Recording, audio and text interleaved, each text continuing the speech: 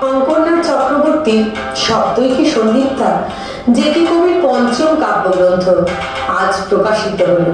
ঠিক এর আগে 2024 আন্তর্জাতিক পুস্তক মেলায় কলকাতা থেকে অন্বেষা প্রকাশনী উপহার দিয়েছে আপনাদের তার চতুর্থ কাব্যগ্রন্থ বৃষ্টির প্রতিশব্দ, যা সাড়া জাগিয়েছিল পাঠক মহলে।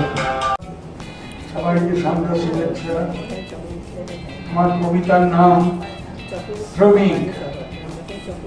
আর দুটো ফুসফুস ক্ষতি আর ক্ষত, চললে সে রাস্তা, স্থির হলে পথ।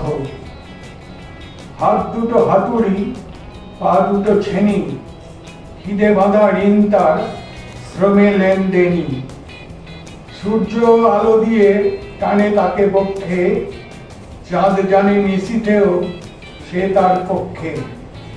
শ্রম তার আশ্রম, সততার ঋষিরে, কেনা জানে শ্রমিকের ঘাম বেজে শিশিরে।